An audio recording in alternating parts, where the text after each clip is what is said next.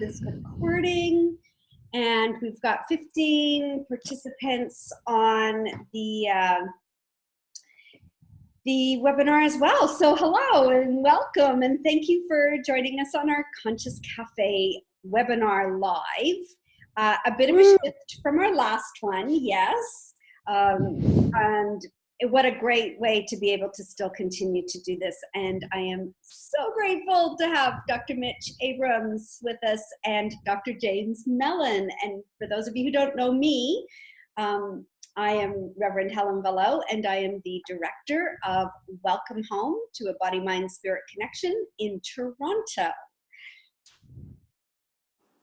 So, Mitch, I am going to let you get started with the conversation. Normally how we would do this, we would have live music and people would be having dinner and drinks and great conversation. And then we have our presenter just really dive in deep as to what the conversation is. And so I'm going to let you get started, and James and I'll jump in and whenever you want us to. Okay. All right. Thank you. Thank you, Helen. So first, I just want to say it's an absolute pleasure. I feel absolutely blessed to be here with you guys tonight and to be with your community. And really tonight is, I would say, the kind of the first night to start a conversation that I like to call energy. My background is in medicine, that I focus on a very specific specialty called radiology. And radiology is a very unique specialty in that we don't use scalpel blades, and we don't use prescription pads. We use energy. We slice people up like a loaf of bread or slices of salami, and we inspect every slice purely by understanding how to use energy as a tool. This is kind of a very interesting topic because it's something that we typically don't see. And when things that we don't see, sometimes it's very, very hard to grasp and feel is real. But yet we have the technology that shows us that this is very real. And furthermore, part of my journey in medicine is not just a practitioner, but I was also a patient having open heart surgery. So I got to experience medicine from a completely different perspective. And through this, I started traveling to India after experiencing Western medicine and realizing how outdated and very antiquated our model of care was. And really how we even focused on health, very narrow in scope, focusing on purely a biomedical model. So at that point, I started traveling to India and started looking at other cultures and how other groups approached health and wellness. And in India, I got very interested in the spiritual sciences, meditation, and got an opportunity to meet many swamis in different very spiritual communities. And I really got to start to understand energy from both, not just the Western perspective, but how that relates to the Eastern perspective, ancient Eastern wisdom and these practices, and understanding what spiritual science is actually, what it even means. In Western medicine, we never really spoke about this at all. It wasn't even part of the lexicon. And so through my own personal experiences, I was really blessed to kind of, get to experience and have these amazing opportunities to learn from people in the East.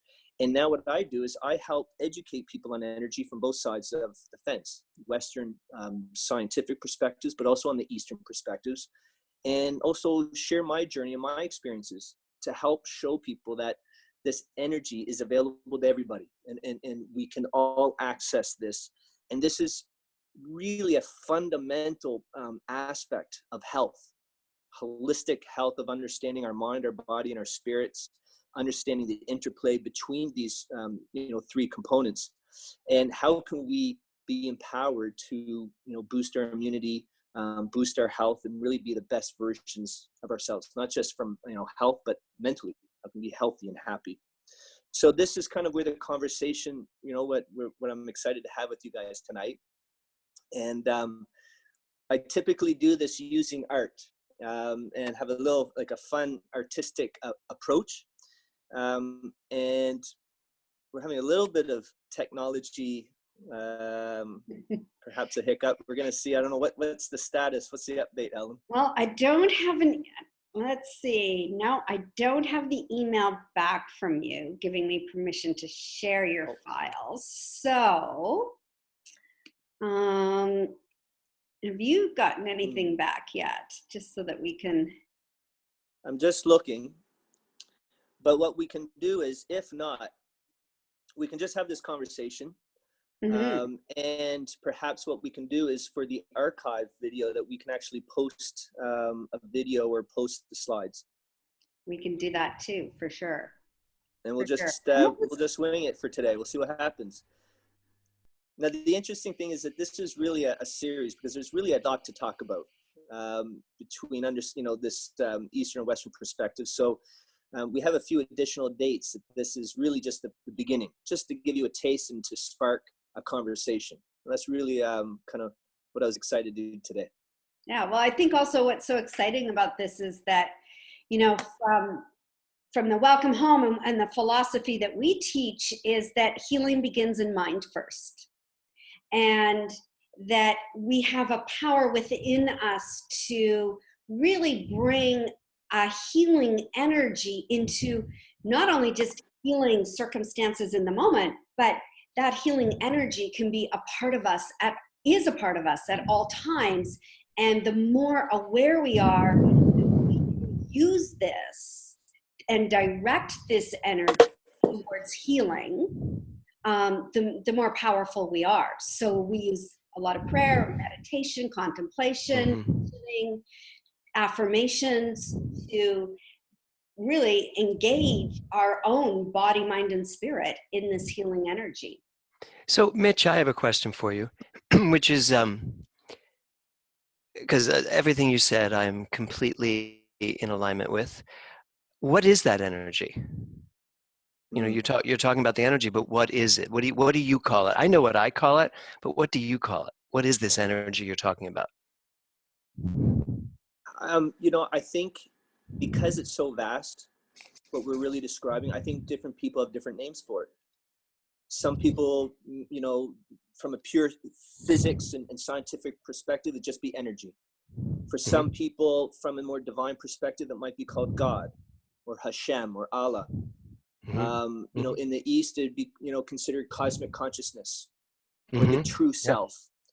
And I think part of the problem in today's world is that the way that we process information is we use labels. And sometimes labels can create silos and really limit the potential of understanding, that opportunity to really grasp the degree of interconnectedness that we're really all speaking. And and so I truly believe, I've been blessed to give these talks at different spiritual communities like churches and, Chabad house, and even in an atheist church, where the word God wasn't used once, but yet there was a profound sense of interconnection amongst, the group. I love that concept, very powerful. I love the concept, an atheist church. It's like, really, an atheist church? I like that. Yeah, I agree with you totally. And we can give names to things in such a way that we end up pulling ourselves apart and creating divides. And for me, when Helen was talking about using this energy, our founder, Ernest Holmes, said there's a power for good in the universe greater than you are, and you can use it. And while I agree with that, I have to say that more importantly for me, I kind of feel like there's a power for good in the universe, and I can use it because I am it. I am that energy. What else could I possibly be but that energy? Absolutely, James. I love that. The poet Rumi, one of my favorite quote is, he says, don't worry. You're not a simple drop in the ocean. You are the entire ocean within a single drop. And I can't believe you're saying that. It's like the cornerstone of my entire ministry, that quote. I have a pillow right across from me right now that says, "You are not a drop in the ocean, you are the entire ocean in a drop." Yes. I love that. And Hysterical. when we really grasp and start to understand where quantum physics, consciousness, Mm-hmm. spirituality, these sciences are now intersecting. And it's in that intersection, it is really energy. And so to embody that, and we talk about manifesting, we talk about all this kind of, potential power, this unlimited potentiality that we each have access to. We're starting to see this in the world. We're starting to see, people really tapping into their true self and reaching their sacred purpose by being true to that, that understanding that they are, self-actualized God self. But it's a Absolutely. process. And, Yeah. and I think it all starts Absolutely. with just like a conversation like today and say, hey, we have to understand energy. We have to understand, we need a scientifically grounded spiritual awakening. And I think we're experiencing it now. I don't think, what we're doing here is really starting the whole movement, but we're saying, hey, look around, notice what's happening, and we can start to do it together. And as we emerge from this crazy, chaos, this Corona COVID chaos, as we emerge, we can emerge with this new perspective and perhaps with a new vision of community and engagement that's really based on, the essence of who we are and what we are as individuals and as a collective. Well, you just said it perfectly. A scientifically grounded spiritual awakening. Not just this, we call it out here, the la la land version of, oh, it's all good, it's all God, everything's perfect. But what are you basing that on? What are you grounding that with? And there is a way scientifically to ground this spiritual understanding that is coming. So it is intersecting with science so beautifully right now with quantum physics, reaching into the metaphysical world. It to me is what's literally blowing up the whole sphere of what we call new thought. Yeah, absolutely. And it couldn't come at a better time. I mean, Right? if we look at, I mean, now more than ever, absolutely current events, we're at a point of social, distancing, social divide. Um, we're dealing with a mental health pandemic even before COVID came to the scene. Our medical community, the Canadian Medical Association Journal in May 2019 came out with an article that looked at suicide rates amongst doctors. And they showed that male and female doctors are committing suicide at 40 and 50% rates higher than the communities that we serve. Wow. So from a healthcare perspective, communities depend on healthcare as the backbone. And we're really starting to understand that in this now moment. But when we don't have a strong backbone to a community, then we're really in trouble. So all of this science that's really backing up the spiritual perspectives of the mind, the body, and the spirit, we need to get our healthcare practitioners on board. They have to start learning this, and they are.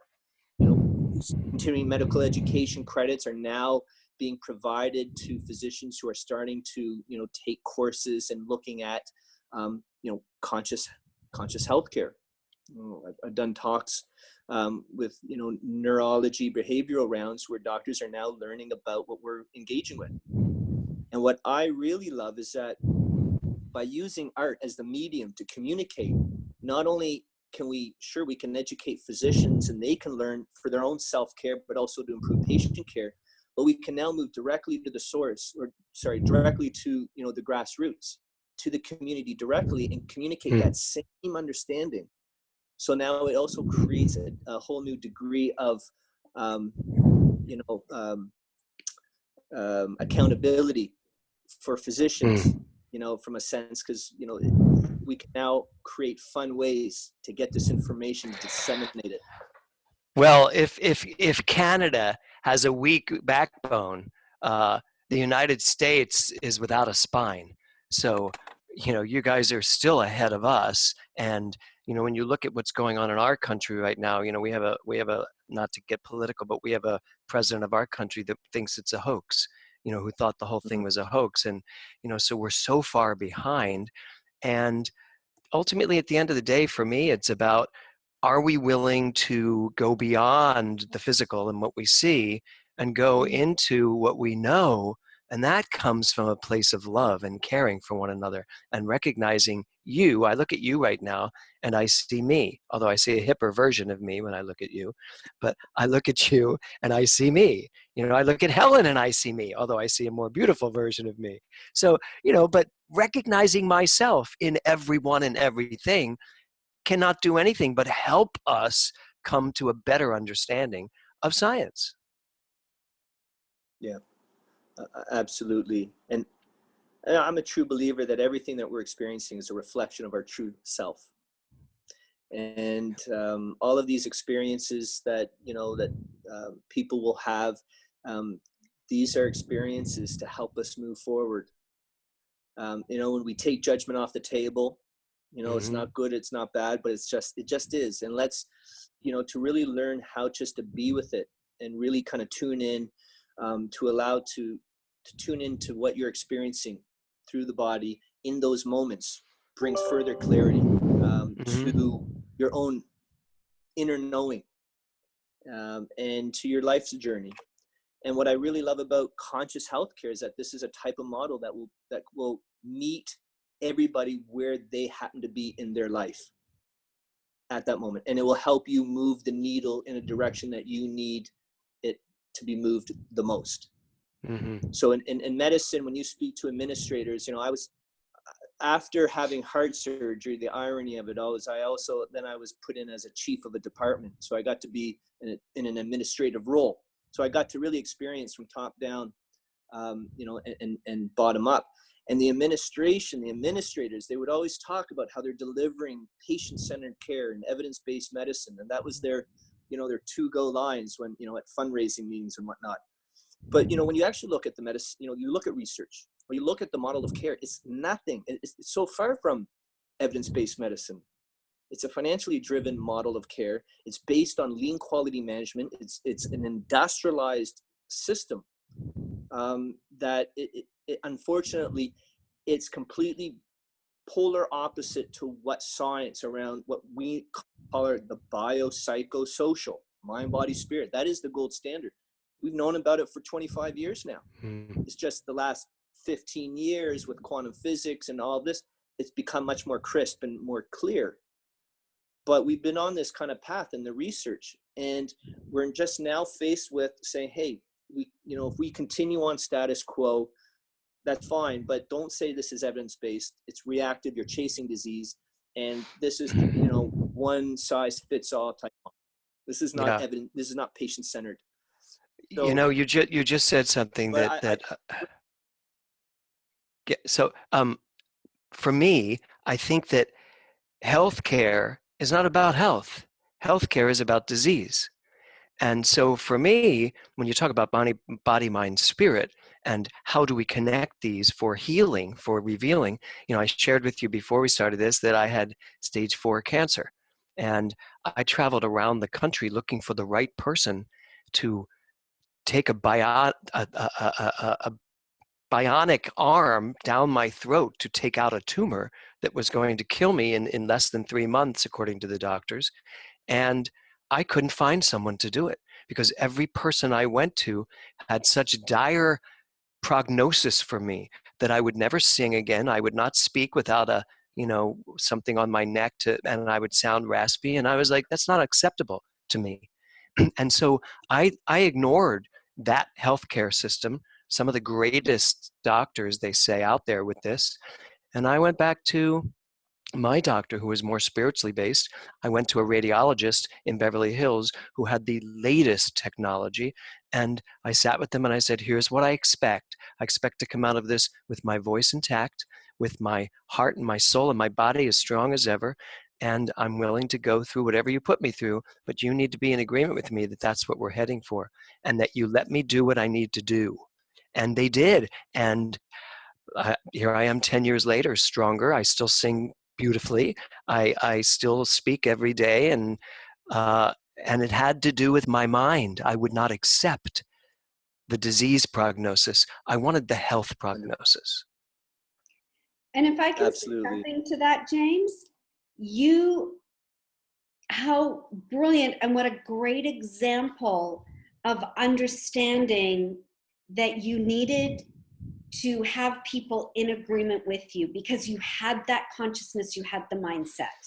And if that Yes. could even be a part of conscious community healthcare, that people have the right to ask for what it is they want, what they can truly envision for their own health and well-being, and not accept anything less than that.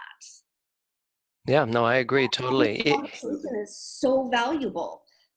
Yeah, even the pick, you know, they wanted to put, I know you know what this is, Mitch. They wanted to put in a pick. So they had access to me, easier access. And I said, absolutely not. I'm not putting a foreign object in my body. I have great veins. The nurse told me, I can see your vein from across the room. I said, good. Then when you get up close, you'll see it's really easy to get into. And I just refused to do a pick. I refused a feeding tube because I said, no, I'm not going to die. I'll eat. I'll make myself eat. And they were like, nope, you're going to have a feeding tube. And I just said, no, it's my body. So I didn't do any of the stuff that Western medicine said you should do.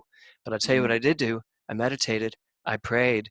I kept clear that I knew who I was in the face of all of it. And that's what we're here to teach people. Yeah, absolutely. That is so powerful. Absolutely. I mean, that's the truth, the foundation of healthcare. And within 2 generations, the way that we practice medicine now is so different than 50 years ago.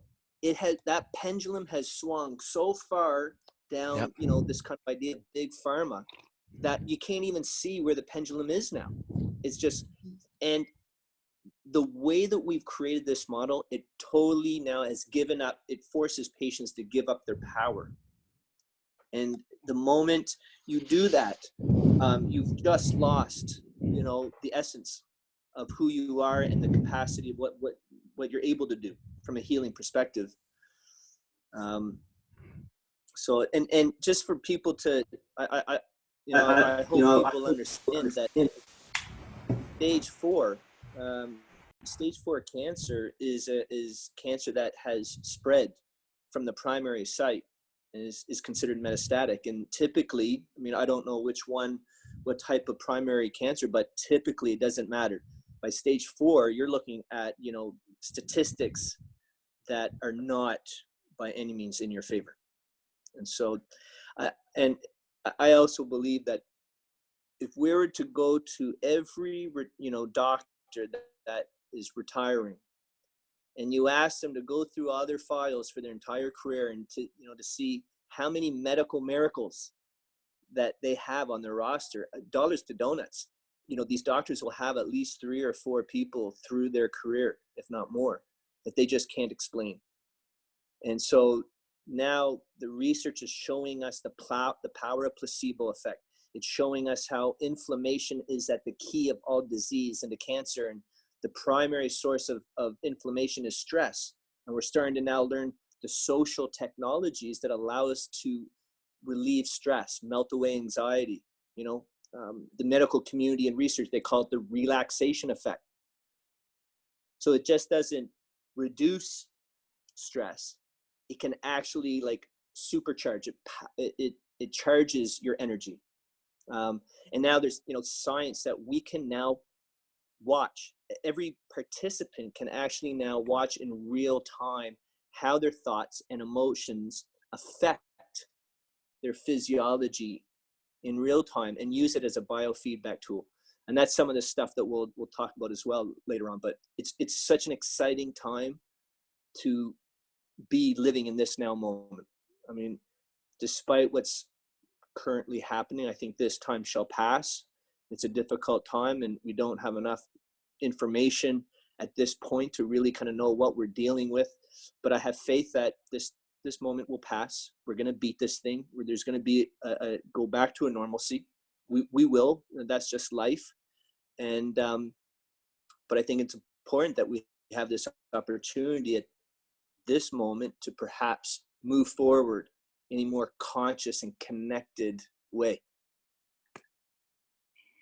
Yeah, well, and I also think the normalcy that we're going to is actually going to be a completely new normal.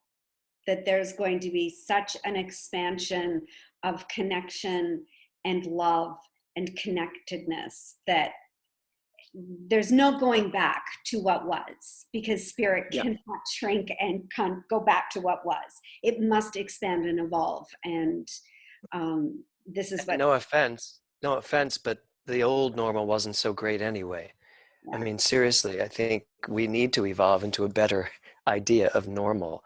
Can I ask you a question, Mitch? So you just said, Sure. you said,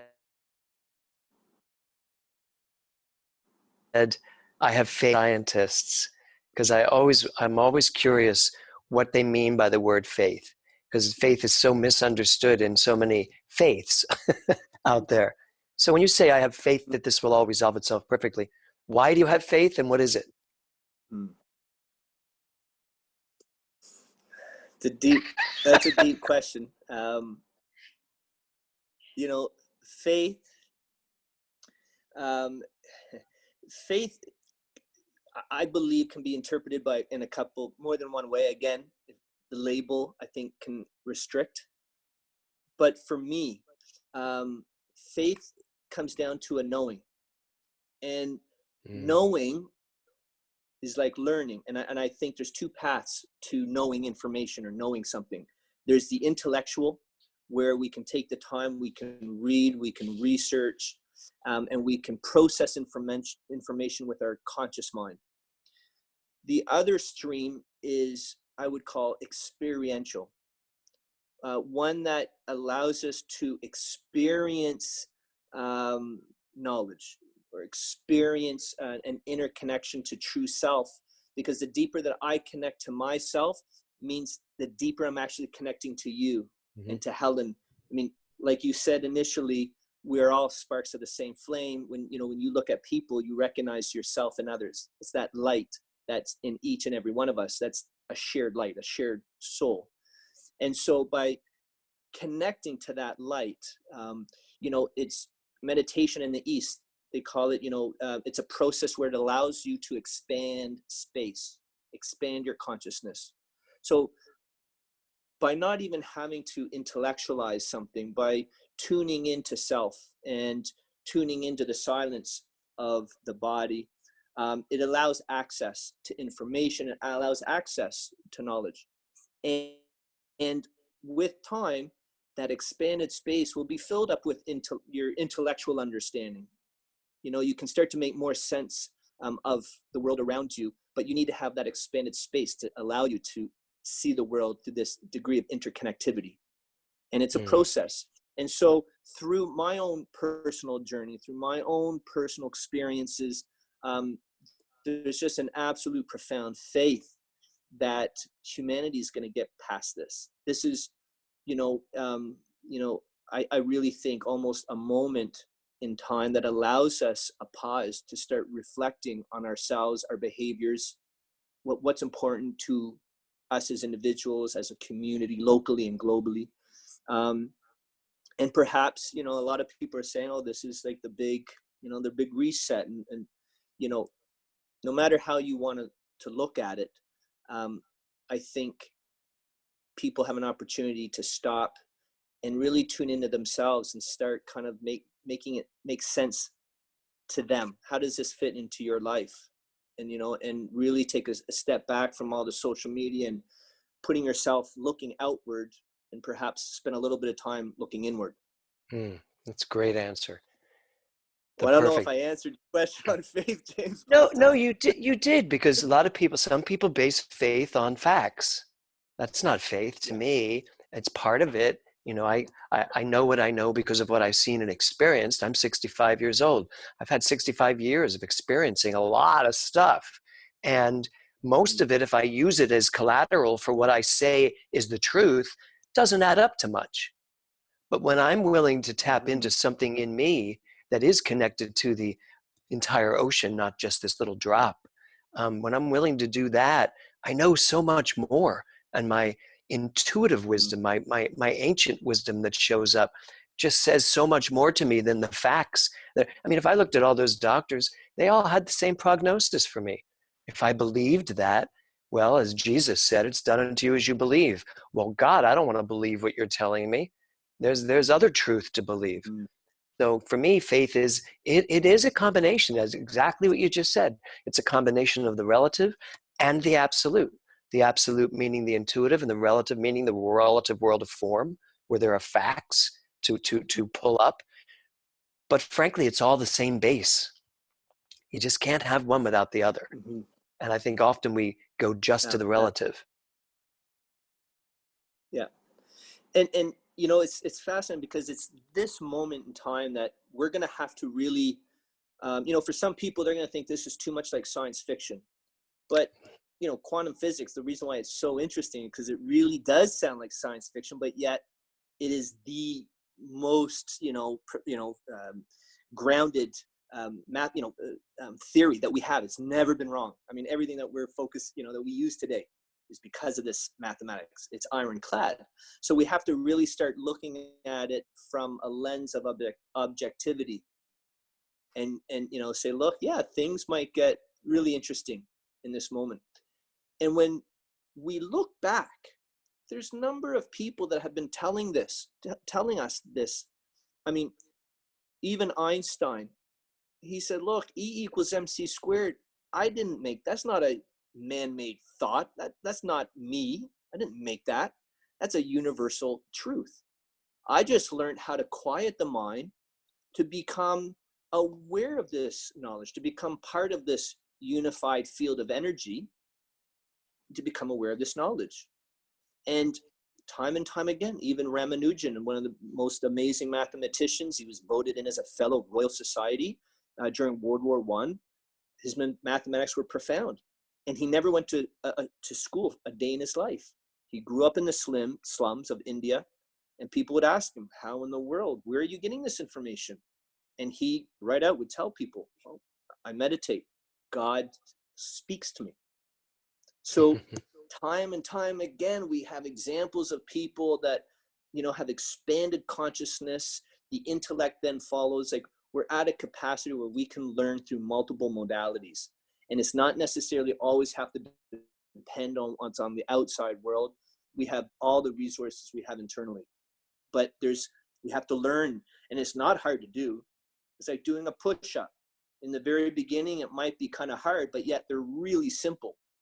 And then by the end of a week, you're doing a dozen. You just said doing a push-up, right? It's just a practice. Yeah, I thought you said doing a pork chop. And I thought you said doing puja. Yeah, I didn't know. Puja ceremonies in India. So there you go. And all the elements. God, that's funny. It's all relative. Right? Yes, totally. Pork chop, push up, putpa. So can I ask you something, Mitch? Do you think that the medical world at this point is willing to start to embrace quantum physics on a wider scale? Like, there are no doubt individuals within the system, but do you feel like that's going to proliferate in our lifetime? 100%. Yay. I'll tell you, I mean, when I speak to physicians, everybody tells me the same thing. Everybody tells me how burned out they are. They're exhausted. And really, a lot of people are really having a difficult time with the system because systematically it's not designed in a way that allows people to practice with their values. They can't lead with their values. What brought them to medicine to want to help people? And we can't even really help people the best way that we know how because it's a system. And not only is the burnout levels, the mental health issues from within the organization, within our healthcare practitioner family is now out of control. We're also now seeing the technology that's coming out. Quantum physics, I mean, now there's tons of research And not just quantum physics, but now quantum physics is now explaining a lot of the spiritual, aspects of, this more holistic approach to the individual, explaining what we otherwise thought were miracles or just not possible to explain.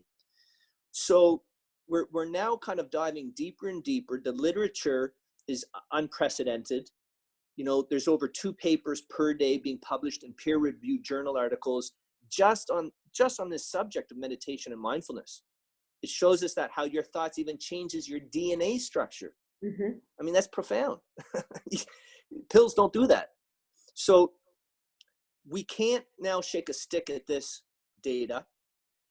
And to go even further, because now technology, up until recently, we've been looking at how to examine the heart rate variability. Now that's been used amongst the elite athletes in the 70s, with Olympians.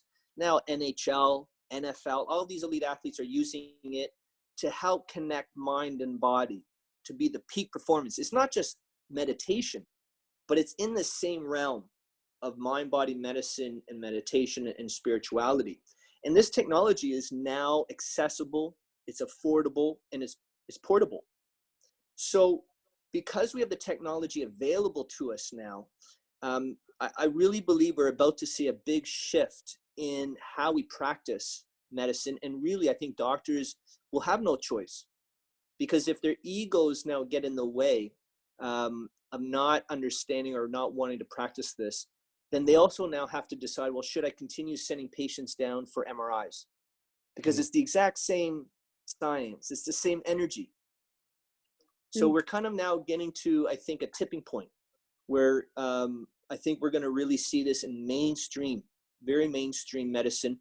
We're already starting to see it creep in more holistic models in some of the bigger institutions. So absolutely.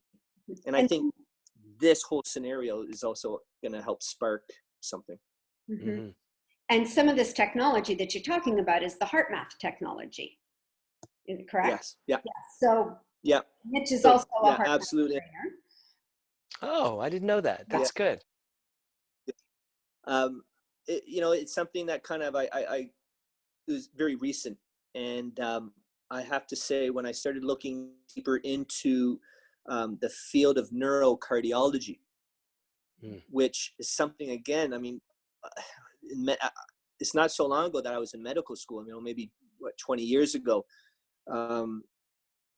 That was, again, we never even spoke about this. The fact that your heart, as does your gut, but our heart has brain cells, and the brain cells act in the exact same way as they do in our brain. So we're now starting to understand the body in a completely kind of new perspectives, because it's not just better, integration of different community of organs working together. And we're starting to see new interplays and new degrees of integratedness. But we're starting to also now understand that, look, the heart is an electrical pump. The EKG that you see, that little waveform, that's electricity. And anything that has electricity creates a magnetic field. So we're now understanding that around each and every individual is a large magnetic field that's being produced by your heart. And we can take a machine called spectroscopy, and we can actually now look at the specific energy frequencies within the field around you. And with 85% accuracy, we can say, hey, you're having a great day today. It looks like you're really happy and grateful. Or we could say, hey, why are you so sad?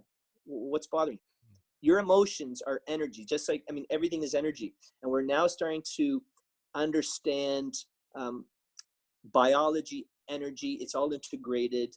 It all fits together. And this is where the new chapter of healthcare is going. It's that's really great. I love that concept. Yeah. So how do you integrate art and music? Yes. Do you have your pictures? Well, no, unfortunately, I don't think we're going to be doing it today, but I'm sure again, I have faith. This is exactly the way tonight was supposed to unfold. So everyone's going to have to wait in anticipation about how art, but art is used in a variety of ways. So number one, art, when we engage in conversation and we look at art, it actually changes, it changes our brain. It rewires the brain. It's a degree of neuroplasticity. And the research is showing that where the changes take place in the brain is also the same areas where that take place when you do volunteerism for neighbors and for people. So there's an empathy. It's in that empathy stream. So we know that by engaging with art, it changes the brain. It taps into the science of empathy, but it also is one of the most powerful tools to help change an individual's perspective. Okay. If you could be a hardliner and thinking in a very specific way, and by using art, it actually allows people to open up, to listen and understand other people's perspectives. So it's a wonderful tool. It heals, it educates, and more so, what I'm really looking forward to is when you include music, now it breathes life into community. It inspires people. And so by encoding knowledge around energy, specifically looking where science and spirituality, where they converge, when you take all of that information and you can encode it in art, that art becomes extremely powerful because knowledge is power. And that art becomes extremely valuable. And so what I've spent my time on is looking at how can we create a social enterprise that does create a profit, but is driven by profound purpose. And it creates a sustainable model where so much of it really is driven by art-based educational programs designed to, teach, heal, and inspire communities to come together around a new vision of a brighter future that's very distinct from the past. And there's a very specific logo that we use called a medicinal mandala that actually, by just looking at it, it will explain how Western and Eastern energy flows together through a very specific frequency. And by using the art, we just help people tune into that frequency. And we, that's kind of how we, in a roundabout way, that's how we use the arts. It's very multifaceted. What kind of art is it? Like, is it paintings? So the fun thing is that it could be any art, but specifically in the beginning, I just create digital art. I go on my system and I create, fun collages of art that are really designed to engage in conversation in specific areas that we want to engage with. Mm-hmm. Now, that being said, because once Corona is over, these programs are also, they're all scalable, it's transferable. And we're able to then say, look, there's tons of ways to use art that will enforce this knowledge. And again, there's one specific logo that allows community to come together with this understanding of our absolute oneness. And we can, through engagement models, we can create fun ways for people to want to come together and really connect through mind, through body, and through spirit. And that's where our true potential of health, it all ties in together. That's great. That's exactly what Welcome Home is all about. Mm-hmm. The whole point of Welcome Home, when the idea first came, it was about how do we stop just listening to all of this? How do we step away from the lecture and actually step into the experiential? How do we start experiencing this oneness? And so, we've created all these classes and they're all art-based. I do one called the authenticity of dance, dancing your authentic self. And it's because I used to be a ballet dancer and a Broadway dancer. So I have many styles of dancing I can do. And I just, I bring people into a room and I lead them through getting in touch with their body in a way they never have before. And it is so cool to watch people express themselves artistically through their body. That's the whole connection to me. And you know, I defy you to walk away from that class feeling anything but exhilarated. And when you're feeling exhilarated, your body, your neural pathways are creating new divots in your brain that support you, as opposed to create habits that don't work anymore. Helen, you're laughing. Oh, absolutely. I'm laughing. I'm saying, everyone in Toronto, take note of why this class is so important for you to attend, along with all the others. I mean, I think this is, again, what you're saying about having the experience.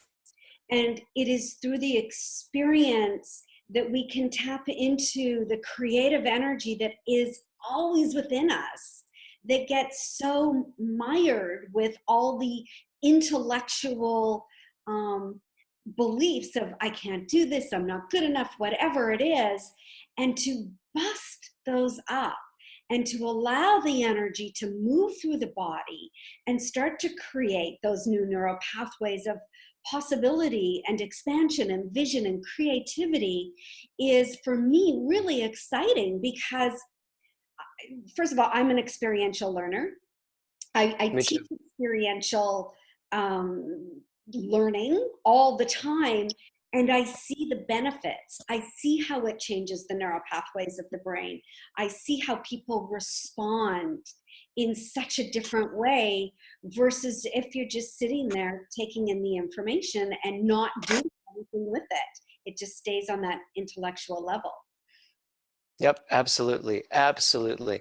Mitch, I do that all the time. I'm constantly trying to find the place in my room where the light actually hits my face. You know, yeah, no, it's interesting because I've had I had a flood in my condo, and the renos are not completely done. So I'm here with limited light, limited. It looks good. So You've lit yourself well now. Do you, Mitch, want to answer, and James as well? We have a couple of questions that I don't know if you can see them, but I can actually read them out. One was from Nicholas Michelli. Oh God, I got to put on my glasses to read this. Sorry. Don't laugh, James. Could statistics be a trap? If they say the prognosis is bad and the doctor buys into that, it's a self-fulfilling prophecy. I think that's in some cases. So could the statistics be a trap, I think, is the question. In my opinion, you know, in medicine, this is always a tight line, a very, you know, line that you have to walk. But I do full-heartedly believe that absolutely how you walk into a situation, are you beaten before you even start treatment? That plays a huge role. And the connection between a patient and their practitioner who's providing care is also profound, because if it shows, the studies show that if you don't feel connected to your practitioner, you're not going to get the results that you're looking for. And the more you're able to conjure up more health. So I definitely think that there's something to this. And when you look at the research that is done by pharmaceutical companies when they're doing their research on new drugs, what they don't talk about is the actual placebo, how much placebo took effect during that trial. They're only looking at their drug and was there a big difference between that drug and placebo. Well, what they don't talk about is, well, how many patients actually also reacted to placebo? And in many cases, it's anywhere between 40 to 75%. I mean, that's 75% in a trial of people reacting. Absolutely. And so, again, when we hear about medical miracles, when you talk about, you know, the need to empower people with not only knowledge, but positive thinking, positive vibrations, positive energy, feeling connected to the people providing you that care, and that knowing that they're on the same brainwave, that they understand who you are as, and the relationship of themselves to you plays a big role in medicine. And so so a long answer made short, I would say yes. But again, you know, I'm not in a position I would ever say, you know, I think every patient needs to find and take a journey, because, you know, acupuncture might be a godsend for one patient, but another patient with the exact same, you know, problems may have absolutely no effect. Mm-hmm. You know, are they ready to receive? You know, we're all at different levels. So that would be my perspective on that.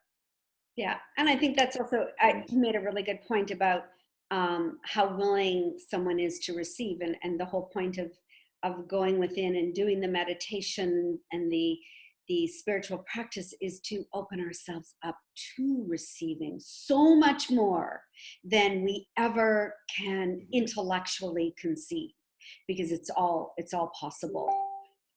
I do have another question, but it was from a while ago, so I'm sorry, Tasha. Perhaps you can give us the steps on how we can go past this. If you can give me a little more on that, because I'm not sure at what point for what steps. You know, I think if one of the things I was planning to chat about tonight is, what are the steps for change? You know, if we are talking about the status quo, and we know that we deserve better, we know that we're capable of so much more. So how do we go from point A to point B? And what I find very fascinating is that when you look at how the psychosociologists, how they describe the process of change, the language that they use is very similar to how quantum physicists speak. So, you know, they say, look, the first step is to, you know, recognize the past and to learn from it, but you have to learn to let it go. It can't anchor you. You can't anchor your present and your present understanding of who you are based on yesterday, on the previous. And they say that the moment that you release your past, it now opens up your today to new possibilities. And then the moment that you know where you want your future to go, what you want to see for yourself, the moment you start thinking in those terms, that future creates your today. And you know, this process, it's a journey.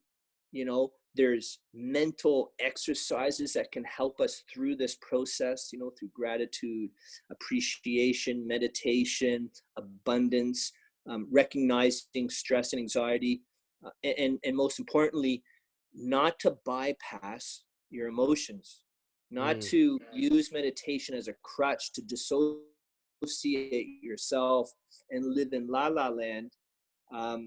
You know, it should be used as a way to stabilize the stress and the anxiety, become grounded, so that when it's time for you to now look at what's within, find those blockages, you know, the traumas of what you may have experienced in your own life, but also the traumas that have happened generations before you, you know, that all through epigenetics and the generational, social, cultural traumas. I mean, it's all built up within each and every one of us.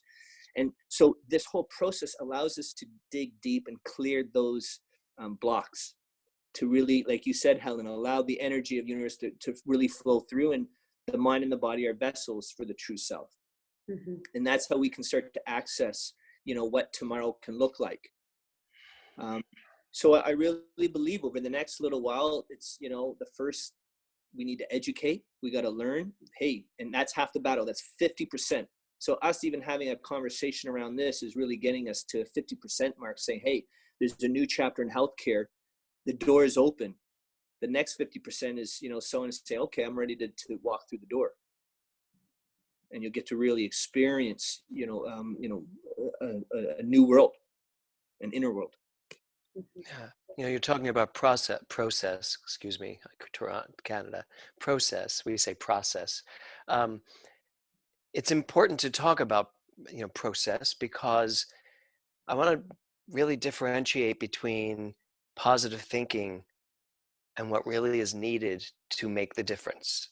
Because positive thinking, people think that they can just take positive thoughts and those positive thoughts will actually do something in their life.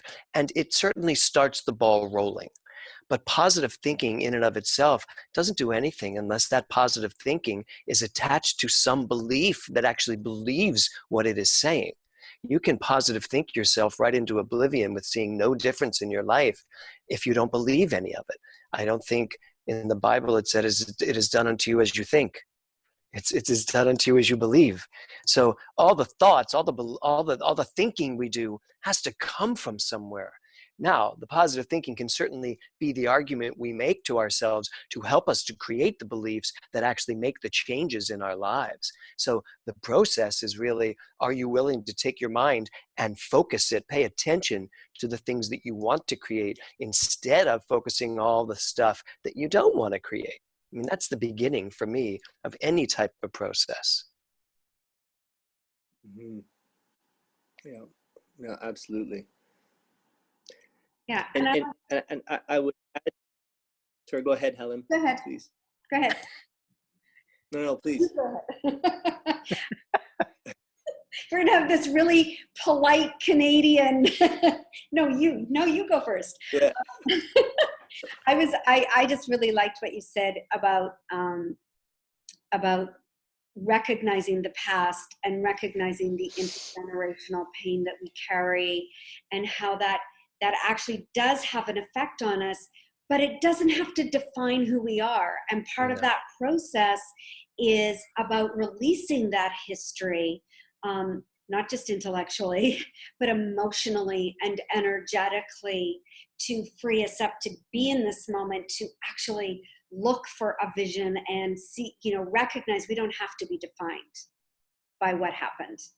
And so I just was saying, I really appreciate that you recognize that as part of the process. And I'm just going to get to Tasha and her question. Her first question was, perhaps you can give us the steps on how we can go past this. And it's about what is happening right now with the coronavirus.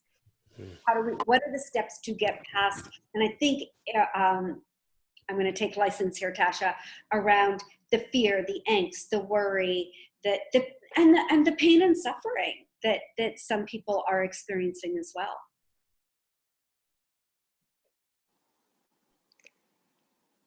You can take that, Mitch. Yeah, it's all yours.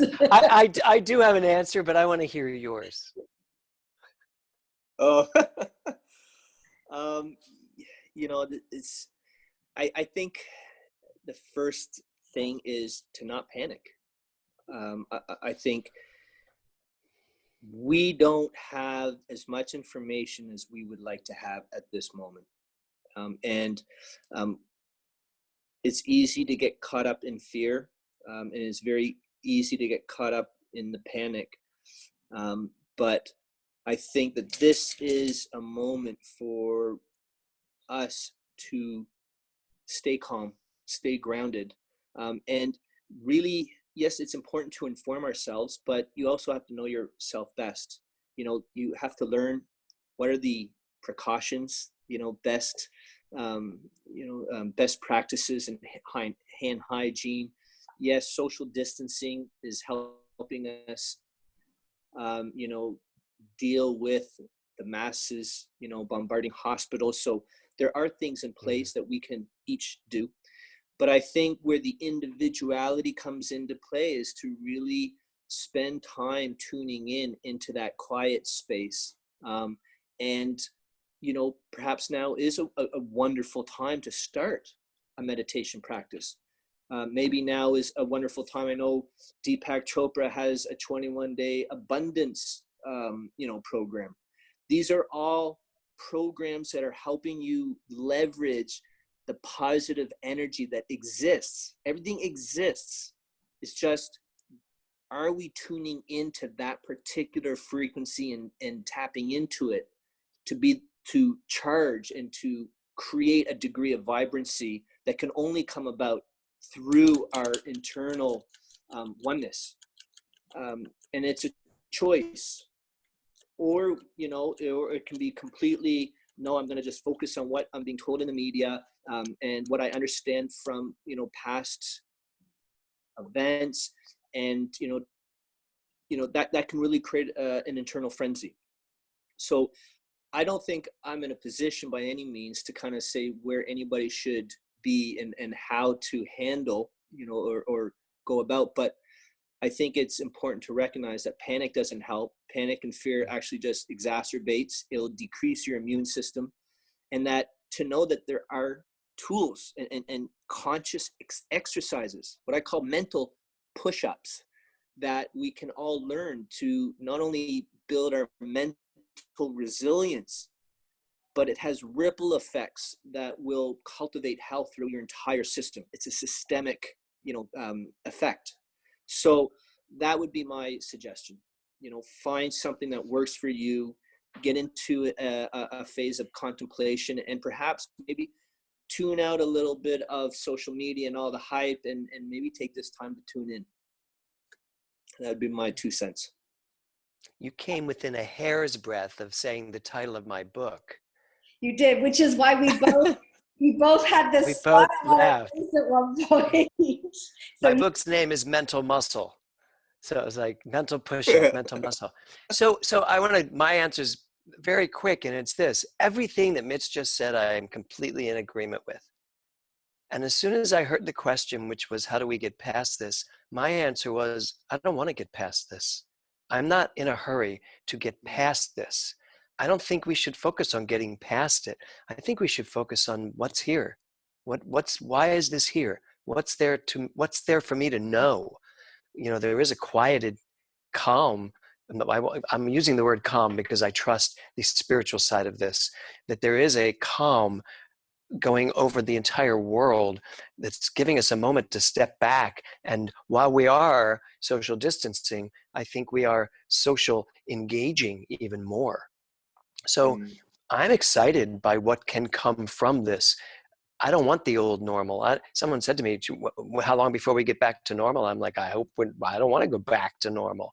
Normal in the United States hasn't been so great. We are in the most divisive, split country I've ever experienced in my whole life. So I'm excited what can come from this. So panic, I love what you said, Mitch. Don't panic. Why should we panic? When you know who you are, and you know that the spiritual truth at the center of everything is that it's unfolding perfectly, then I'm going to see what happens. I want to see, why is this here, and what can we learn from this? So I don't need it to resolve. I need it to just unfold. And if we're allowing it to unfold, yeah, that's a good place to be. yeah. And Well said. Yeah, say, absolutely. yeah, I think it's not about going past anything. It's about going through it together. Yes. So this is just such an incredible opportunity for us to clean up our minds, to open our hearts, to really understand that we are all one and all connected, and that we do this together. We're in this together.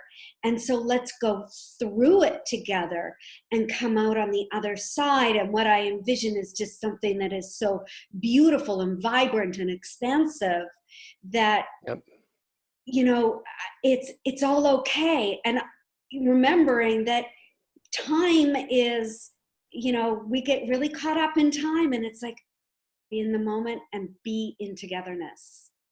I agree completely. This has been great. Thank you, Helen, for putting this together.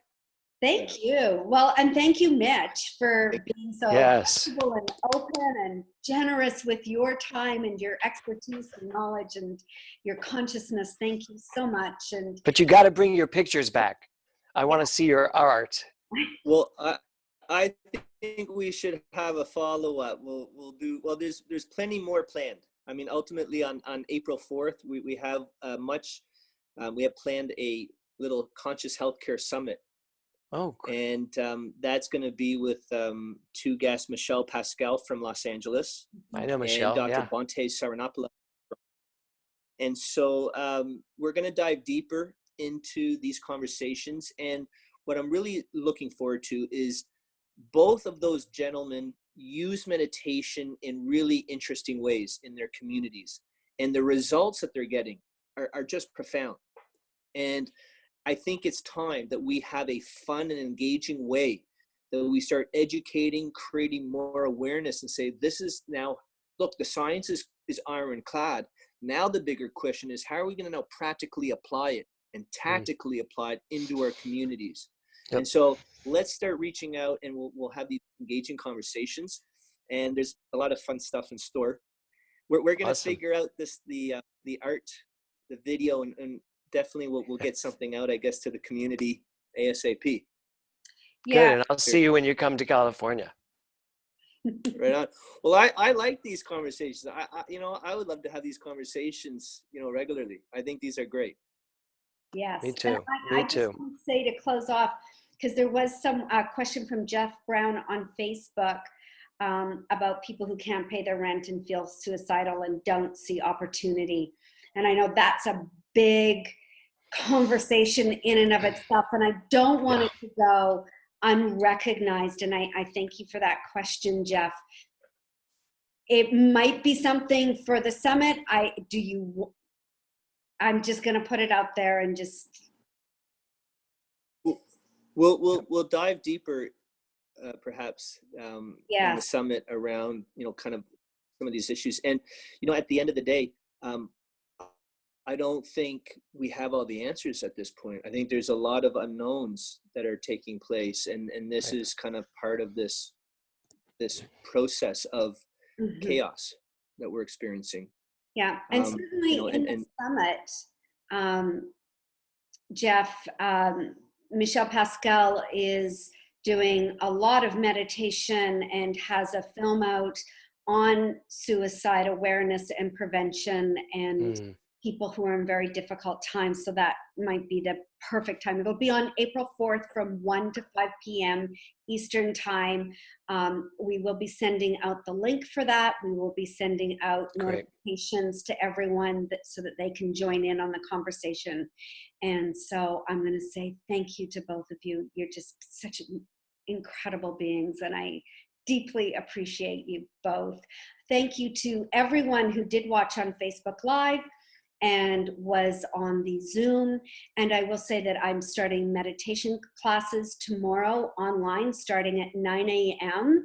The link is on our website, welcomeomtoronto.com. So you can get onto Zoom and get meditating, get in these classes, and start really connecting into that beautiful heart space that you have. So thank you, everyone. I appreciate you. I love you. Thank you, Helen. And namaste. Thank you. Great to meet you, both. Mitch. Wonderful. My pleasure, James. My pleasure. I look forward to that. Yes. Bye-bye. Bye. Bye, everybody.